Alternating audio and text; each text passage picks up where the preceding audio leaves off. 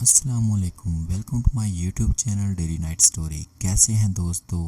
امید کرتے ہیں آپ سب لوگ خیریت سے ہوں گے۔ تو آئیے سنتے ہیں آج کی ویڈیو میں رات کے گھٹا ٹوپ اندھیرے میں جنم لینے والی ایک دہشتناک اور روح فرسا کہانی۔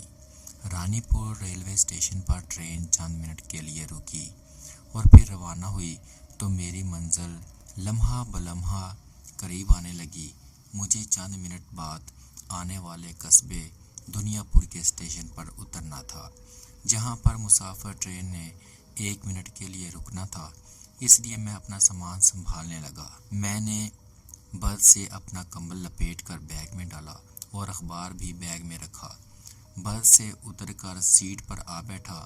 رانی پور کے درمیان ایک چھوٹا سا جنگل تھا، جہاں پر یہ چھوٹا سا اسٹیشن یعنی قصبہ دنیا پور تھا، جس کے باہر چند دکانیں، ایک ڈاک خانہ اور ایک پرائمری اسکول تھا۔ وہاں سے نصف فرلانگ پر مشرق کی جانب سڑک تھی۔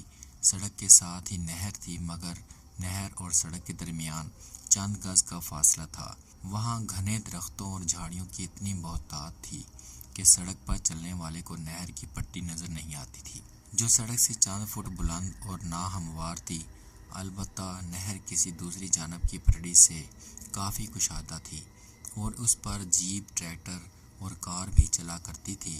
مجھے اس جگہ میرے ایک دوست ذمہ دار مختار علی نے بلایا تھا۔ دعوت پر اس نے کہہ دیا تھا کہ میں اپنے نوکر کو لینے بھیج دوں گا۔ بہرحال اس رات جب میں 2:15 بجے دنیا پور کے ریلوے اسٹیشن پر اترا تو اس علاقے کے بارے میں میری معلومات بالکل زیرو تھی اور میرے ذہن کے کسی گوشے میں خوف ذرہ برابر بھی نہیں تھا۔ میں ٹرین سے اترا تو میرا خیال تھا کہ مختار علی کا بھیجا ہوا نوکر میرے استقبال کے لیے وہاں موجود ہوگا، لیکن وہاں تو کوئی نہ تھا۔ ٹرین سے دور 3 اور مسافر اترے تھے، جو مختلف سمتوں میں چلے گئے۔ میں اپنا بیگ اٹھائے اسٹیشن سے باہر آ گیا۔ سردی کافی تھی اور میں نے گرم سوٹ پہنا ہوا تھا۔ اسٹیشن سے باہر تاریکی اور سناٹے کا راج تھا۔ میں نے نہر کی طرف جانے والے راستے پر چلنا شروع کر دیا۔ ستاروں کی مدھم روشنی میں چلتا ہوا قریب سے گزرتی سڑک تک تو پہنچ گیا، لیکن مجھے اب نہر کے ساتھ ساتھ سڑک پر چلنا تھا۔ وہ سڑک پر بہت تاریکی تھی، کیونکہ سڑک کے دونوں طرف گھنے درخت تھے، جن کی بالائی شاخیں سڑک پر جھکی ہونے کے سبب آسمان نظر نہیں آتا تھا۔ اس تاریکی میں ہاتھ کو ہاتھ سچائی نہیں دیتا تھا۔ دور دور تک کسی آبادی کا نام و نشان تک نہ تھا۔ چنانچہ پہلی بار میرے حواس پر نامعلوم سا خوف طاری ہونے لگا۔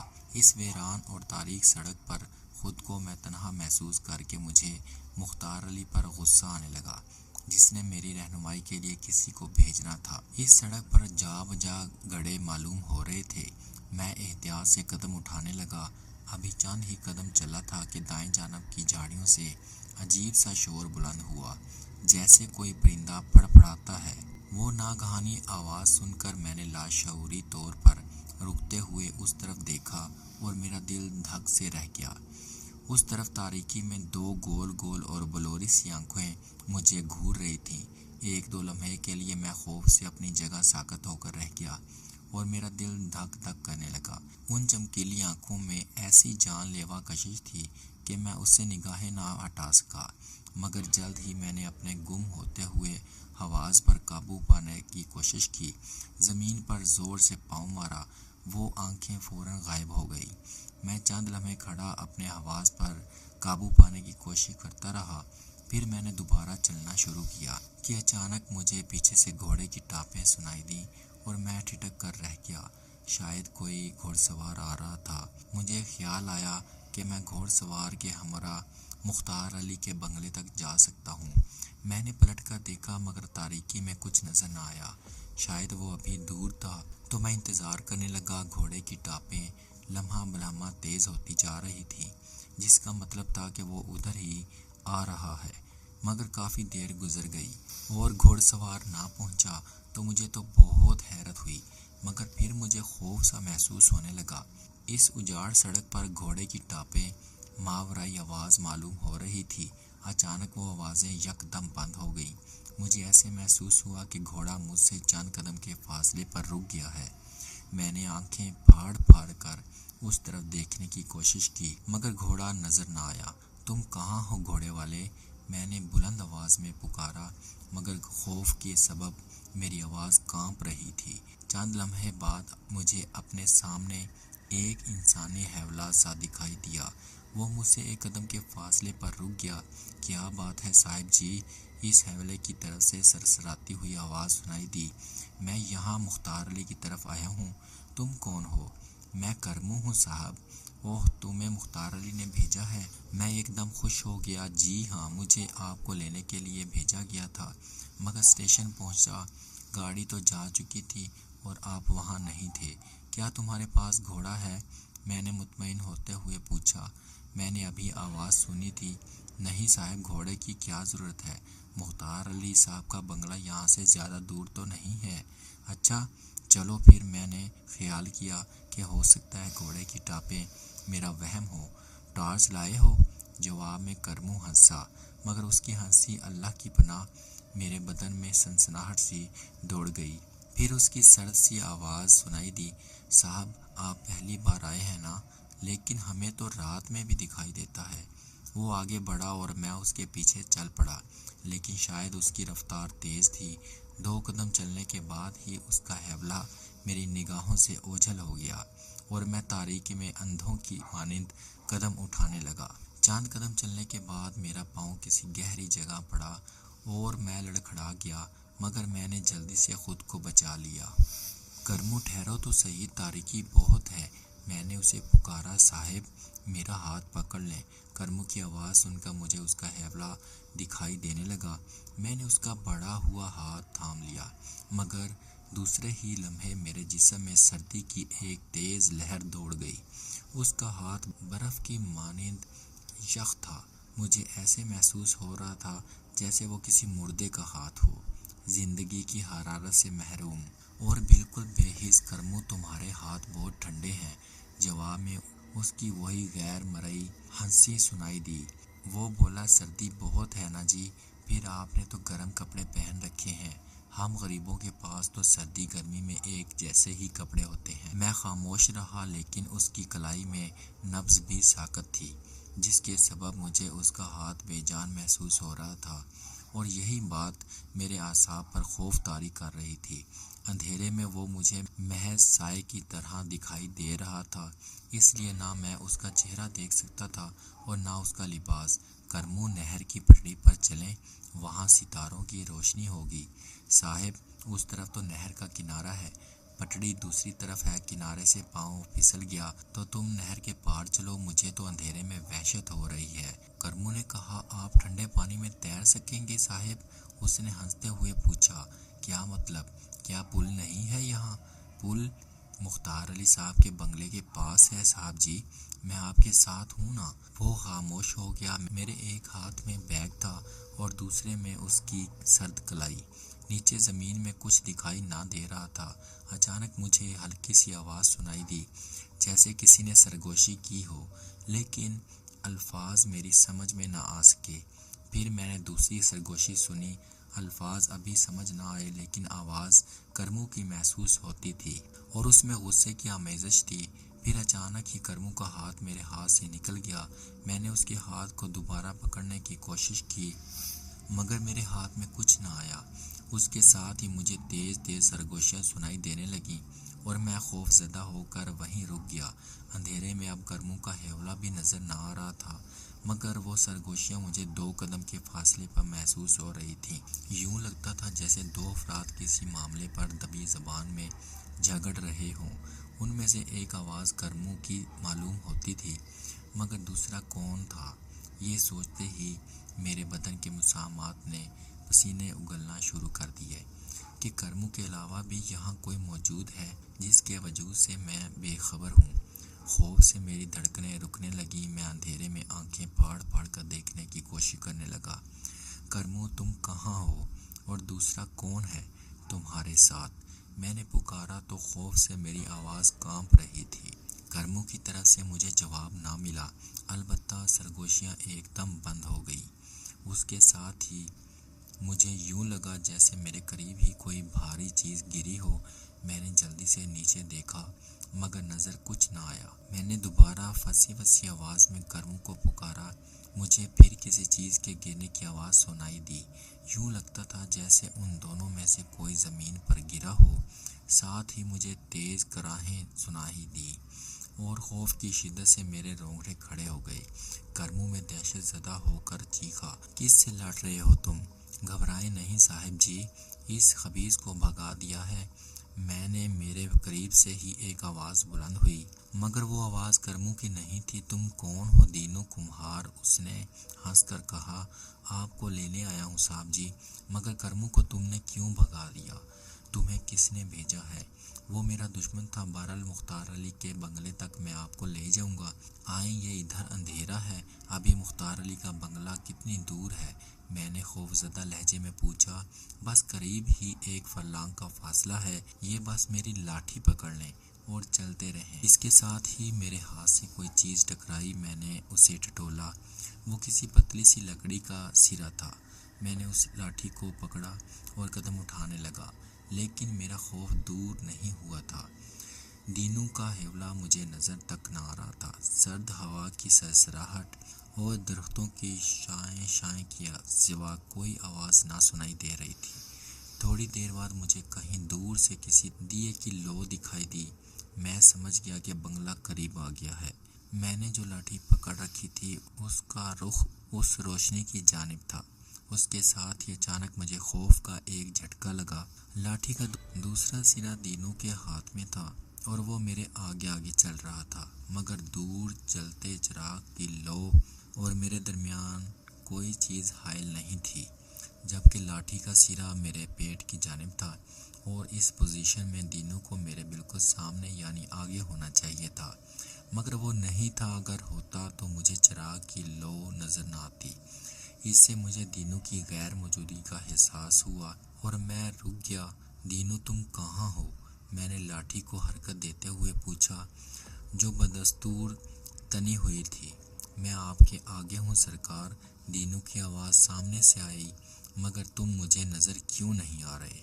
اندھیرا بہت ہے نا جناب، بس آپ چلتے رہیں، ہم پہنچنے ہی والے ہیں۔ یہ دیا کہاں جل رہا ہے؟ ہماری منزل پر گھبرانے کی ضرورت نہیں صاحب۔ اس کی دوبارہ آواز سنائی دی، لیکن میری گھبراہٹ کم ہونے کی بجائے بڑھ گئی۔ مجھے اپنے پاؤں منو وزنی محسوس ہو رہے تھے اور میں بمشکل قدم بڑھا رہا تھا۔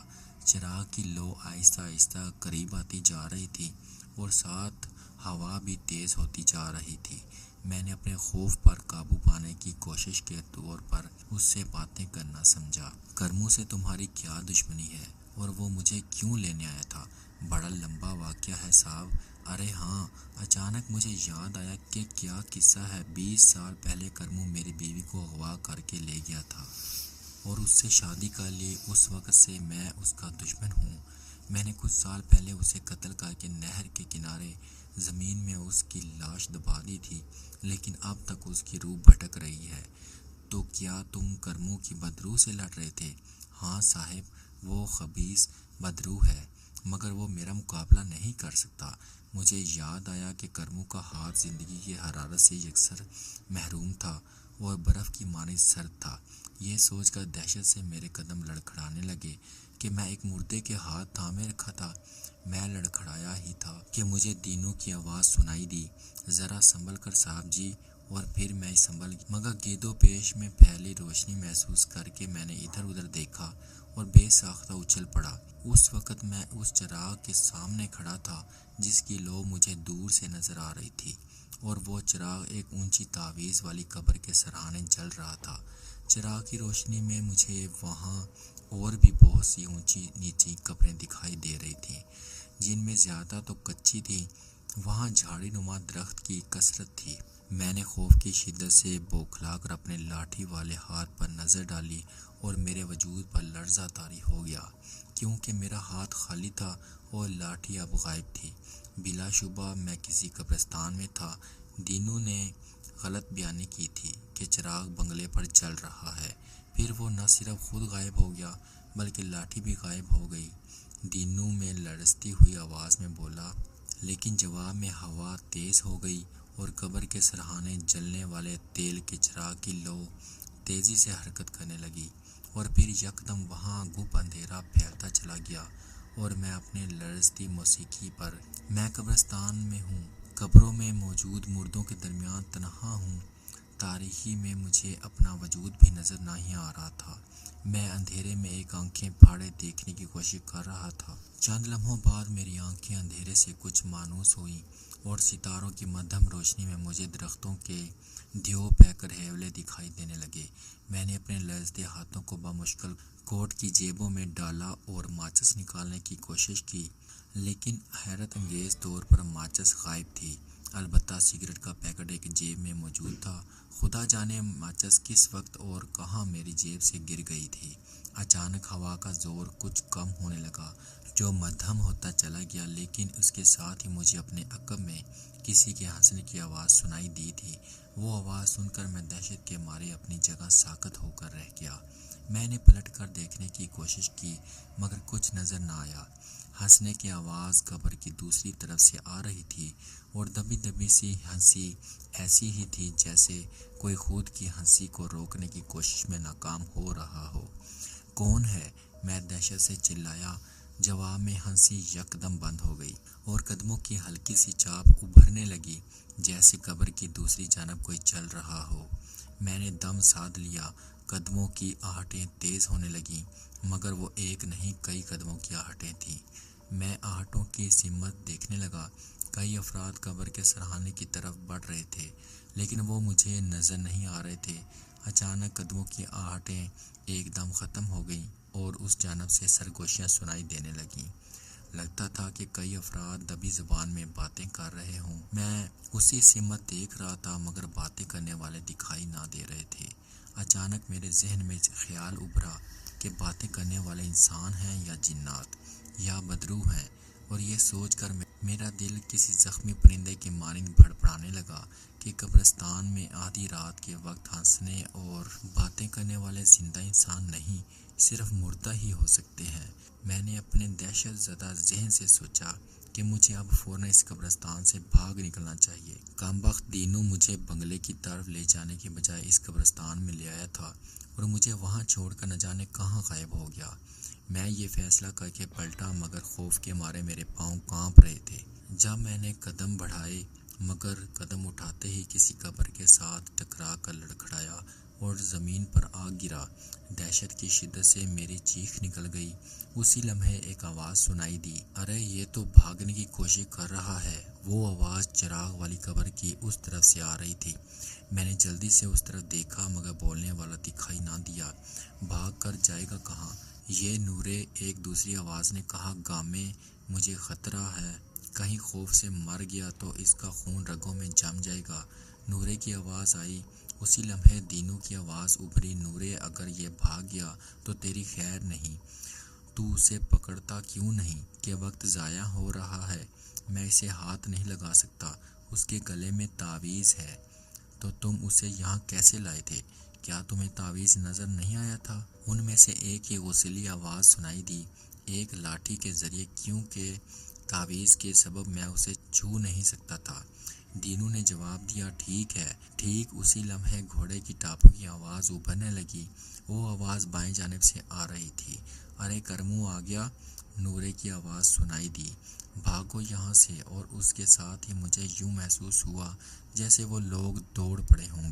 گھوڑے کی ٹاپیں دائیں سمت سے اٹھ رہی تھیں اور لمحہ بلمحہ تیز ہوتی جا رہی تھی، مگر میرے اندازے کے مطابق وہ کم از کم 100-150 قدم کے فاصلے سے آ رہی تھیں۔ یہ ٹاپیں میں نے اسٹیشن سے کچھ سڑک پر آنے کے بعد سنی تھی، مگر وہاں کرمو مجھے گھوڑے کے بغیر ملا تھا، جبکہ ان کے مطابق کرمو آ رہا تھا، گویا گھوڑے کی ٹاپوں کا اور اس کا کوئی تعلق تھا۔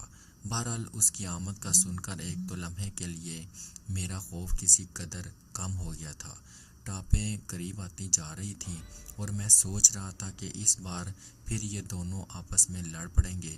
اچانک مجھے دینو کے الفاظ یاد آئے، कि उसने करमू को कत्ल कर दिया था और अब करमू की रूह भटक रही है। ये ख्याल आते ही मुझ पर दहशत ने एक बार फिर हमला कर दिया, मगर उसी लम्हे घोड़े के टापे एकदम ख़त्म हो गईं और उसके फ़ौरन बाद सामने वाली ऊंची कब्र का बुझा हुआ चिराग खुद ब खुद रोशन हो गया। साहिब जी, आप ठीक तो हैं ना? मुझे पीछे से करमू की सर्द आवाज़ सुनाई दी। तुम कहाँ चले गए थे करमू? मैं आवाज़ की सिमत पलटते हुए बोला और अल्फाज मेरे हलक में ही फंस कर रह गए। मुझसे चंद कदम के फासले पर चिराग की मध्यम सर्द रोशनी में एक इंसानी जिस्म खड़ा था। वो सरतापास सफ़ेद कफन में मलबूस था। उसके सर पर कफन का पल्लू उसके चेहरे पर काफ़ी हद तक झुका हुआ था, जिसके सबब रोशनी उसके चेहरे पर नहीं पड़ रही थी, लेकिन उसकी चमकती आंखें दिखाई दे रही थीं।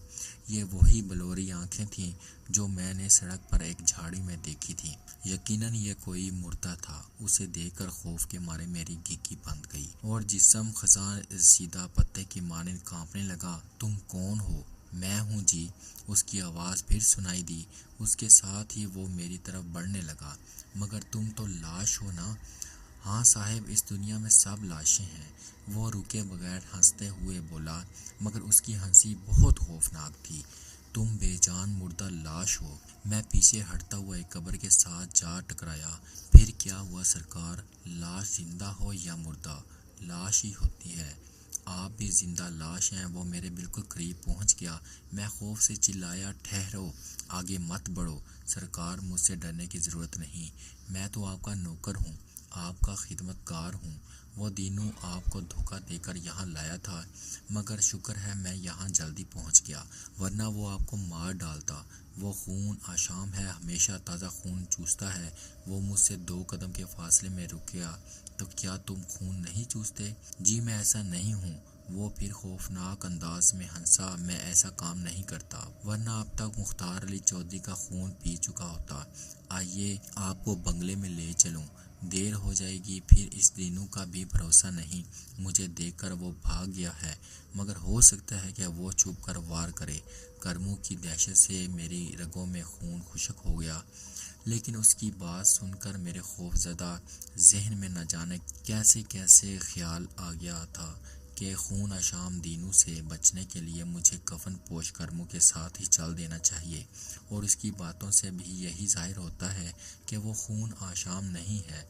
चुनाचे मेरा खौफ 5-10% कम हो गया कि करमू से मुझे कोई ख़तरा नहीं, और बंगले पर पहुंचने के लिए इस हौलनाक कब्रिस्तान में वही एक वाहद सहारा था।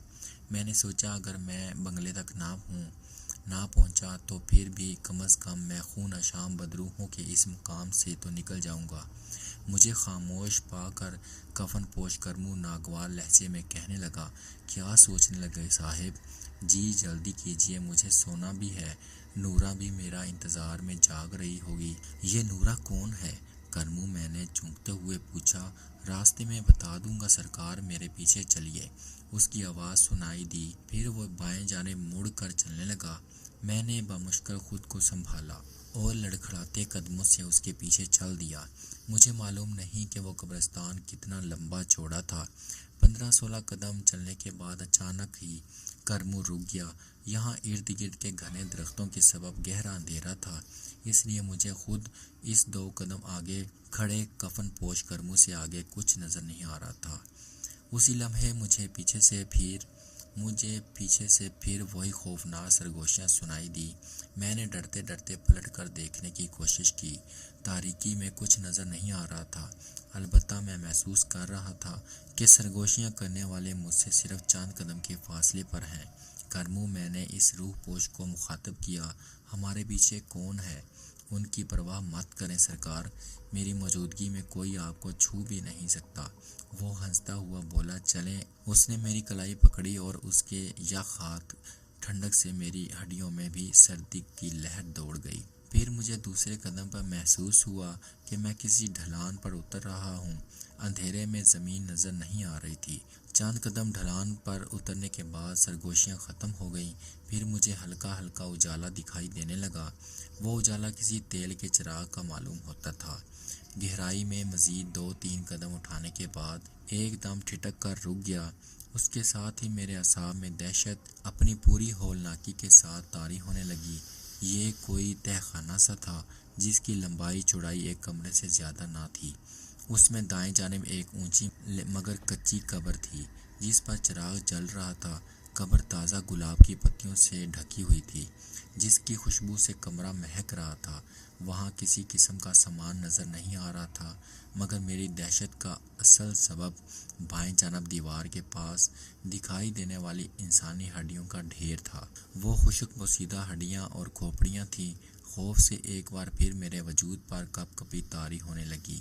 اسی لمحے کفن پوش کرمو میری کلائی چھوڑ کر قبر کی طرف بڑھ گیا۔ میری طرف سے اس کی پشت تھی۔ نورا، میں آ گیا ہوں۔ مجھے یقین تھا تم میرے انتظار میں جاگ رہی ہوگی۔ بھلا کرمو کے بغیر تمہیں کیسے نیند آ سکتی ہے؟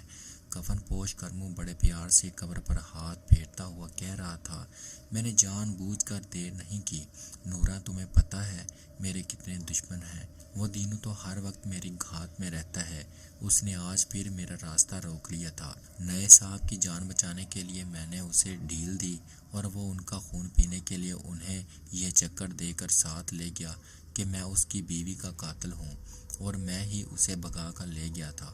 مگر تم جانتی ہو کہ میں نے تمہارے سوا کسی کو دل نہیں دیا، کیونکہ میرا دل جوان ہوتے ہی تم نے لے لیا تھا۔ اگر چودھری مختار علی میرا دشمن نہ ہوتا تو آج تم میری ہوتی۔ بڑی مشکل سے صاحب کو دینوں سے چھین کر لایا ہوں تمہارے لیے۔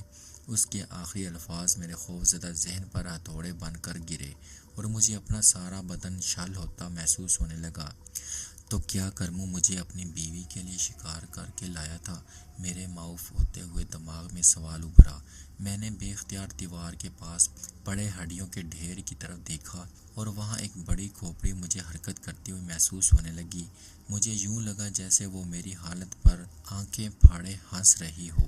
میں نے گھبرا کر اس طرف سے نگاہیں ہٹا لیں۔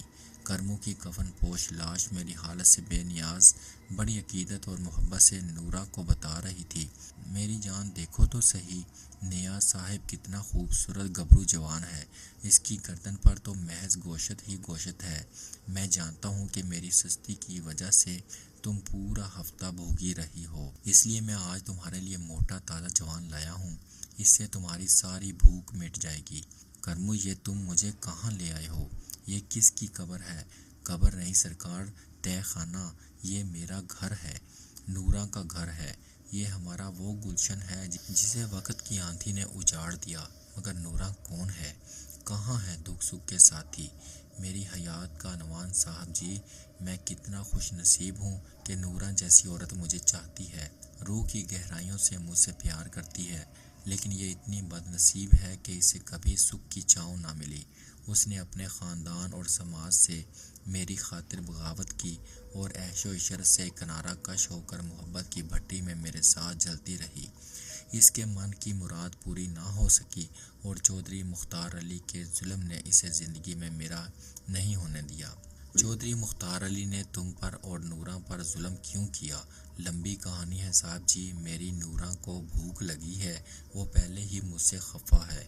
اسے آج غذا نہ ملی تو مجھ سے ہمیشہ کے لیے منہ موڑ لے گی۔ پتہ نہیں کہاں چلی گئی ہے، جو جواب ہی نہیں دے رہی۔ شاید میرا انتظار کرتے کرتے سو گئی ہے یا میری تلاش میں باہر کہیں بھٹکتی پھر رہی ہوگی۔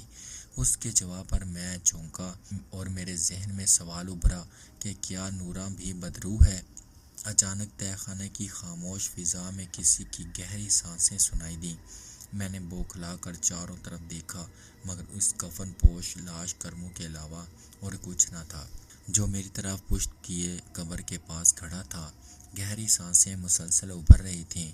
یوں لگ رہا تھا جیسے کوئی ہانپ رہا ہو۔ پوری طرح میں سہم گیا اور میرے ذہن میں چھائی دہشت میں ایک دم اضافہ ہو گیا۔ میں لڑکھڑاتے قدموں سے پیچھے ہٹا مگر کسی سے ٹکرا گیا اور خوف کے مارے میری چیخ نکل گئی۔ مجھے یوں لگا جیسے میرے پیچھے کوئی انسانی جسم موجود تھا جس سے میری پشت ٹکرائی تھی۔ میں لڑکھڑاتا ہوا تہہ خانے کے فرش پر گر گیا۔ اس سے پہلے کہ میرے حواس بالکل ہی جواب دے جاتے، مجھے ایک نسوانی آواز سنائی دی۔ کرمو، تم کہاں تھی؟ میری زندگی کے مالک، اتنی دیر لگا دی تم نے آنے میں۔ بھلا کوئی اپنے محبوب سے اتنی دیر بھی دور رہتا ہے؟ کیا تمہیں احساس نہیں تھا کہ میں تمہارے انتظار میں سولی پر لٹکتی رہوں گی؟ تم آ گئی نورا، کیا کرتی میری جان، تم نے دیر ہی اتنی لگا دی۔ میں وہموں اور وسوسوں میں گھر گئی، ایک ایک پل قیامت بن گیا تھا میرے لیے۔ میں گھبرا کر تمہاری تلاش میں نکل گئی کہ کہیں سے دینوں سے تمہارا ٹکراؤ تو نہیں ہو گیا۔ میں نے اسٹیشن تک تمہیں تلاش کیا اور تم نہ ملے تو حویلی چلی گئی، یہ سوچ کر کہیں انتقام کی آگ نے تمہیں اپنے مجرم کی طرف جانے پر مجبور تو نہیں کر دیا ہوگا۔ وہ پر اسرار نسوانی آواز یقیناً نورا کی تھی، مگر اب وہ میرے پیچھے کی بجائے قبر کی سمت سنائی دے رہی تھی۔ میں تہہ خانے کے فرش پر بیٹھا اس کی آواز سن رہا تھا جو مجھے نظر نہیں آ رہی تھی، اور خوف سے میرا بدن پسینے میں تر ہوتا جا رہا تھا۔ قبر پر رکھے چراغ کی لو بالکل ساکت تھی، اور اس کی زرد روشنی میں مجھے قبر کے پاس کرمو تو نظر نہیں آ رہا تھا، مگر اس کا سایہ فرش پر نہیں پڑ رہا تھا، شاید بدروحوں کا سایہ ہوتا ہی نہیں۔ نورا، انتقام کی آگ تو ہر وقت مجھے جھلسائے رکھتی ہے، مگر مجھے پہلے تمہاری غذا کا انتظام کرنا تھا، اس لیے حویلی نہیں گیا۔ حویلی جاتا تو آج تم بھوکی رہ جاتی اور شکار کو دینوں لے جاتا۔ اس نے کچھ دیر کے لیے شکار پر قبضہ کر لیا تھا، اور اسے شکار واپس لینے کے لیے مجھے ترکیب لڑانے میں دیر ہو گئی، ورنہ میں تو کب کا یہاں پہنچ گیا ہوتا۔ بس میں نے کہہ دیا، مجھ سے زیادہ دور نہ رہا کرو، ورنہ کسی دن تمہاری نورا ہمیشہ کے لیے تم سے جدا ہو جائے گی۔ مجھے تمہارے ایک پل کے لیے جدائی منظور نہیں۔ اچھا، آئندہ تمہیں کوئی شکوہ نہیں ہوگا؟ وعدہ پکا؟ وعدہ؟ یہ کون ہے؟ کرمو، یہ مختار علی کا مہمان ہے، کیا تمہیں پسند نہیں آیا؟ میرا خیال ہے تمہارے لیے 2 دن کافی رہیں گے، تیسرے دن پھر اس کی جگہ کوئی نیا شکار آ جائے گا تمہاری بھوک مٹانے کے لیے۔ واہ، کتنا خوبصورت و موٹا تازہ ہے، آج سے پہلے اتنا موٹا تازہ شکار مجھے نصیب نہیں ہوا۔ تم میرا کتنا خیال رکھتے ہو کرمو، اسے تو دیکھ کر ہی میرے منہ میں پانی بھر آیا، جی چاہتا ہے کہ ایک ہی بار میں ختم کر دوں، مگر میں اسے کئی دن چلاؤں گی، مزے مزے سے استعمال کروں گی۔ کاش تم بھی کچھ چکھ لو۔ نہیں رانی، اگر مجھے اس کا چسکا پڑ گیا تو میرے لیے کون شکار کرنے جائے گا؟ کیوں، میں کس لیے ہوں؟ تم حکم تو کرو، میں روزانہ تمہارے لیے تازہ شکار لاؤں گی۔ اچھا چھوڑو ان باتوں کو، نورا، کھانے کی تیاری کرو، وقت بہت کم رہ گیا ہے، ورنہ کل رات تک انتظار کرنا پڑے گا تجھے۔ پھر وہ پلٹا اور میری طرف بڑھا۔ اب روشنی اس کی پشت کی طرف تھی، اس لیے مجھے اس کا چہرہ نظر نہیں آیا، لیکن مجھے اسے اپنی طرف بڑھتے دیکھ کر ہی میری رگوں میں خوف سے خون منجمد ہونے لگا۔ میں سمجھ چکا تھا کہ اب میرا حشر بھی ان لوگوں جیسا ہونے والا ہے جن کی ہڈیاں اور کھوپڑیاں دیوار کے پاس جمع تھیں۔ دہشت کے مارے میرا وجود بری طرح کانپنے لگا اور حلق خشک ہونے لگا۔ کرمو، میں گھبرا گیا ہوں سرکار، میری نورا کئی دن سے بھوکی ہے، میں بھلا کیسے برداشت کر سکتا ہوں کہ میرے ہوتے ہوئے وہ بھوکی رہے؟ مگر میری آواز حلق میں پھنس کر رہ گئی۔ دہشت کی شدت سے میں مزید ایک لفظ بھی نہیں کہہ سکا، اور کرمو میرے قریب آ گیا۔ صاحب، آپ تو جانتے ہیں نا کہ غیرت مند شوہر وہ ہوتا ہے جو بیوی کو گھر بیٹھے روٹی کپڑا مہیا کرے۔ مختار علی کو خطرہ تھا کہ میں اس کی عیش و عشرت میں پلی بیٹی کو خوش نہیں رکھ سکوں گا، چنانچہ اسے ہمارے عشق کا پتہ چلا اور میرے باپ نے اسے میرے لیے نورا کا رشتہ مانگا تو اس نے میرے باپ کو دھتکار دیا۔ مجبوراً ایک رات میں نورا کو حویلی سے بھگا کر لے آیا۔ وہ بندوق لیے ہم دونوں کو ڈھونڈتا رہا اور ہم یہاں چھپ کر بیٹھ گئے۔ ایک دن نورا کی طبیعت بہت خراب تھی، اس روز میں دوائی کے لیے شہر چلا گیا۔ میرے پیچھے نورا کو تکلیف ہوئی اور درد سے اس کی چیخیں نکلنے لگیں۔ مختار علی کا ایک نوکر یہاں سے گزر رہا تھا، اس نے گھر میں جھانکا اور نورا کو دیکھ کر مختار علی کو اطلاع کر دی تو مختار علی نے مجھے اور نورا کو مار ڈالا اور یہاں پر ہی دفن کر دیا۔ اچانک نورا چیخی، وقت ضائع مت کرو کرمو۔ اس کی بات سن کر کرمو نے اپنے کفن سے خنجر نکالا اور میری طرف بڑھا۔ دہشت کے مارے میری سانس رکنے لگی اور وہ خنجر لیے میرے سرہانے بیٹھ گیا۔ ٹھیک اسی لمحے چراغ ایک دم سے بجھ گیا اور میرے حواس زائل ہو گئے۔ اذان کی آواز سن کر مجھے ہوش سا آ گیا۔ میرے آس پاس کوئی نہ تھا۔ میں بنگلے کو جانے والی سڑک پر کھڑا تھا اور اسٹیشن کی مسجد سے فجر کی اذان ہو رہی تھی۔ میرا دماغ معاف ہو کر رہ گیا تھا اور میں لڑکھڑاتا ہوا زمین پر گر گیا۔ دوبارہ آنکھ کھلی تو میں بنگلے کے ایک کمرے میں بستر پر پڑا ہوا تھا اور میرا دوست مختار علی چودھری کرسی پر بیٹھا تھا، میری طرف دیکھ رہا تھا۔ میں اٹھ بیٹھا اور اسی کی طرف دیکھتے جا رہا تھا اور بولا، مجھے کیا ہوا تھا؟ تم اسٹیشن کے قریب سڑک پر بے ہوش پڑے تھے۔ اس کے جواب میں نے سارا قصہ اسے سنا دیا۔ مختار علی نے کہکا لگا کر کہا، پہلی بار آئے ہو؟ پھر رات کی تاریکی اور سنسان راستہ اکثر ایسا ہوتا ہے، جب کوئی آدمی ماحول سے خوف زدہ ہو جائے نا تو خوف مجسم ہو کر اس کے سامنے آ جاتا ہے۔ بہرحال اب اٹھو، غسل کر کے لباس تبدیل کرو، پھر ناشتہ کریں گے۔ پر میرا دل یہ سب کچھ ماننے کو تیار نہیں تھا۔ جو کچھ میرے ساتھ ہوا تھا وہ مجھے اب بھی حقیقت ہی محسوس ہو رہا تھا۔ جب بھی یہ واقعہ مجھے یاد آتا ہے تو خوف سے میرے رونگٹے کھڑے ہو جاتے ہیں۔ اس واقعے کے بعد میں کبھی بھی رات کے وقت اپنے دوست چودھری مختار علی کی طرف نہیں گیا۔ آج بھی جب یہ واقعہ مجھے یاد آتا ہے تو خوف سے میرے رونگٹے کھڑے ہو جاتے ہیں۔ یہ تھی آج کی کہانی۔ امید کرتے ہیں آپ دوستوں کو بہت پسند آئی ہوگی۔ اگر کہانی اچھی لگے تو پلیز کمنٹ کر کے اپنی رائے کا اظہار ضرور کیجیے، اور اگر آپ ہمارے چینل پر نئے ہیں تو پلیز چینل کو بھی سبسکرائب کریں۔ ملتے ہیں ایک نئی ویڈیو کے ساتھ، تب تک کے لیے اللہ حافظ۔